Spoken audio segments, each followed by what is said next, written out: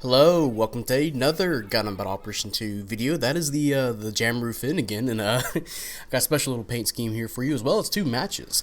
First one's going to be a ace match at 550, and I'm using the level 1 500. And the next one's going to be in military base, and it's going to be a regular 500 match. And yeah, this paint scheme, which is a pretty weird paint scheme, if you don't know. Is actually the Pilaf machine from Dragon Ball, and if you guys don't know what that is, it is a the prequel to Dragon Ball Z about Kid Goku, and I don't want to say prequel, it came before Dragon Ball Z. Technically, Dragon Ball Z is a sequel, so but yeah, there's a character named Emperor Pilaf. He has two lackeys. One of them's name is Shu. The other one is like a ninja dog. And then there's Mai, who looks like a Russian spy almost. And they stole some the Red Ribbon Army mechas, which there's more to Red Ribbon Army besides just Dr. Gero and the androids and all that. They stole some of their mechas that they had, and they challenged Kid Goku, and they lost horribly. So because they're a bunch of like comedic villains, and they had three machines that combined into one.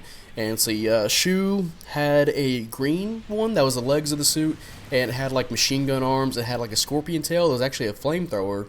Mai had a big pink bulky looking one that's supposed to be the main body. It had like double beam cannons on its chest, which funny enough works for this because it has the two beam cannons. And then Pilaf had the blue head, and it was really small because Pilaf is small. And I don't remember exactly what it did. It might have been. All I know is in Budokai Tenkaichi 3, it like rushed at you and it could throw rocks. And yeah, and as you can see, we're actually doing really hard of a we're doing a big push right now. It's 2,000 to 1,500. We went to capture B, and I'm making this Pilaf machine work. And right now, I think I'm lasting longer than the actual Pilaf machine in Dragon Ball. Unless it's Budokai Tenkaichi 3, then I'll be doing pretty great because I like playing that suit or that character in the game. Haven't played Budokai Tenkaichi 3. Pretty fun game actually. It has a bunch of Dragon Ball characters. But yeah, there's this Mark 3. PS4 skipped a little bit, but you didn't really miss much. It's just him moving over here, going for the downswing, catch him, destroy his shield, and we're gonna follow up with this the second high mecha cannon attack.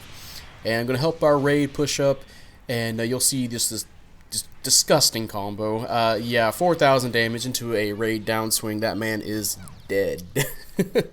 And yeah, the Jamru Fin. So far, I keep saying it's a really good suit. I'm just impressed with this suit, because they just did the right things for this suit. The devs.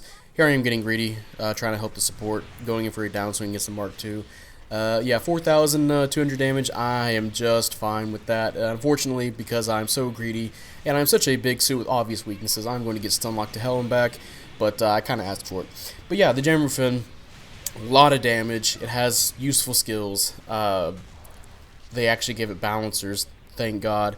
It can really shows the potential of how balancers can really work with a lot of supports. Like imagine that on the Gallus K with its 3,000 damage downswing. It'd actually be really disgusting. Getting the stun locks off, and you will run up, give them a punch or maybe a downswing, knock them down, and restart in like another damage chain. This thing can also fly, and it does a heavy stagger when it flies, so it has utility. I mean, it does have an instant stun anyway, but yeah, and if you charge up that high mega cannon on the ground, it can penetrate. Does a lot of damage, as you'll see a couple of times this match. Overall, I'm just really loving this suit, but I do feel like there's maybe one or two things I could have added to it. Maybe like a new armor level 1 because to me, this suit's perfect for actually instilling fear into a general. Because they say there's not a whole lot of supports in this game that you go, oh shit, it's that. Not like a Ray. Like if you see a Red Rider, you go, oh shit, Red Rider, gotta watch out for that. Or oh shit, a Mark II. He's got his melee out. I want to avoid that. There's not a whole lot of supports that make me go, oh shit, I don't go, holy fuck, it's a Yagdog QA, whatever shall I do? I hope I don't walk up, stun it in its legs, and then kill it with a melee attack. With the Jamru Fin, I can see this thing, depending on the player, because a lot of players are still kind of stuck playing as a support in this suit. They kind of do the usual, like they kind of wander, charge up their beam shot in front of you, and they kind of don't go in for the kills. This suit has a really far-reaching downswing and has that instant stun, so that's an easy just combo right there you can do that does a lot of damage if you buff up your melee. It has both of its main weapons, or I should say its main weapon, the stun rifle, and the high mega cannon secondary weapon have a really great follow-up time to each other. The missiles, they're okay. It takes 5 to stun out of the 6, but you can boost while using them, and if you are quick enough to get a stun with it, like a stun accumulation, you can follow up with your downswing pretty easily. So it just has everything that makes it just what I like for a support to have. Just, minus a thing here or there. Some people say this thing needs shock dampeners, which I don't agree with. I think the shock dampeners need to be added to its flight mode, however. But, before I talk more about Jamru Fin, I want to get more in this match, because I really like this match, so that's why I posted it. But here I am talking about the Jamru Fin and the Pilaf machine. Aces have gotten selected. It is the Zeku Irons 3 and the Mark III for the enemy team. We actually helped the Zeku Irons get a kill by stun-locking an Ashimar. Enemy ace is now destroyed, and I just have free reign to shoot these guys down the range here. My instant stun almost did 3,000 damage, 300 damage off 3,000 damage. And, yeah, you can see just racking up this damage on the... thankfully, our teammate went in there and distracted the whole team, so we're just getting off all this damage. And, yeah, thankfully that plant just never noticed me this match either. Probably been dead like 5 times over, but we do actually have 2 supports. We have Azusa, and of course you have me and the Jamru Fin, which that sounds like a pretty disgusting combo. Watching, I'm imagining those 2 working together, which I haven't worked together with number 4 this match at all, but I can imagine the AoE stun, and with the Jamru Fin getting its also its instant stun, just in the downswings from both of them. Oh my god, yeah, it'd be pretty nuts. And yeah, those 2 suits, Azusa and Jamru Fin, easily the top 2 of 500. And I do wish the devs, which they're probably not going to, I wish the devs would take this as a hint that there's a reason these suits are really good. One of them is kind of plays closer to a general. The other one actually has defenses that can help it against both generals and raids alike, and actually has combos and all that. Well, actually, both these suits have combos. So I really hope the devs take the hint this time. Maybe they accidentally waltzed into this one like the full armor Haikushiki, where I thought the full armor Haikushiki was going to be the start of something, or maybe the Hama Hama way back then, but then nothing ever came from that. So hopefully we can see more supports just kind of being scary for generals. Most of the time generals are going to look at somebody and go, or a support and go, okay, I'm going to go fight that real fast. We need to instill fear in generals. When supports are really good against generals, then it would make sense that raids would be really good against supports, And that way the generals can go stop the raids, So it makes like a big wheel, like it's supposed to be. It's a weapon class, like Fire Emblem. It almost like it's almost like it makes sense, So hopefully they kind of go further with this concept of these different playing supports, because there's hardly any, and when they do, they have some just weird weaknesses, like we said the Hama Hama earlier. I think it has whenever it came out, it had a really low thruster gauge despite having force injectors, and it being a double Zeta era suit, and it having melee priority 1, which is and no shield. But anyway, top assist, nice. And going to definitely praise our ace and the raid for helping us with that push earlier. I honestly would have praised everybody, maybe except for the Zusa. I didn't see him a whole lot. But yeah, 4th place, 2-2. But hey, pretty good pursuit assist and everything else. And I'm fine with that. And here we on to the the second match here in military base. I almost said military port. And yeah, gonna make use of this flying real fast. Catch up with the team because I don't want to be left behind, because this thing has 115 movement speed. But yeah, again, Jamru Fin just very scary to deal with if you're a general, and if you're a raid that thinks that you can get away with just playing the usual raid stuff against supports, which I'm completely fine with supports being able to slightly fight raids. Because then again, you look at, oh hey, double stun real fast after I see my teammate getting downswung. Can't shoot through him too much, but hey, I'm going to get a double stun, but that's not going to save him. And then here comes the raid onto me. Well, he can do a downswing that's going to hit through me because I am a big suit. So that's going to save me momentarily. And then for some reason, I'm going to turn around and attack the camphor, which I meant to do because that is a camphor. And then the two suits that are on me just decided to not follow up on me anymore, which is like, okay, I'm just going to shoot this camphor now. And the camphor, yeah, doing a lot of damage to camphors with basic weapons, so I am definitely okay with that. But yeah, I'm totally fine with supports slightly fighting back against raids, because after all, generals and raids can fight each other all day long, and I'm quite fine with that. Oh man, 5,000 damage on that charge shot. Yeah, this thing's got disgusting damage. And there's one thing I also learned playing this suit is that the the suit's beam cannon, and its arm's a little bit higher than the beam cannon when you shoot. But the beam cannon, if you're trying to shoot over like walls, like let's say the shipping containers on this map, it can be a little bit awkward because you're probably going to hit the ledge, or shooting up like I did at that guy on top of the hangar. You're probably going to shoot the ledge or shoot the wall. So keep that in mind if you're playing this suit. You probably want to use the arms to shoot over stuff. You're going to have to be out in the open to shoot that beam, or your enemy's going to have to be out in the open. You can't be hiding behind stuff unless it's really low. I guess you could say you can kind of count if you're trying to snipe down at people too. You have to be careful not to be like too far back on the ledge. But yeah, I don't know why I spawned in. I think maybe I was waiting for somebody else. But it seems like there's two people rushing up on us. We have a Regelgu with us. I say us like I'm still three people, the Pilaf machine. That's a camphor. Camphor is going to learn not to do that. That is almost 6,000 damage. That is, that was almost half his health. That camphor, feel bad for him. I should have went the other way around, but I guess I was anticipating something else going on over here, so I just went to the same side as the Regelgu, and we're coming back around to melee. No melee, I forgot. A little bit deceiving. I said this thing does have some good range, but sometimes, you think you have too much range, and you go in and you miss your neutral swing.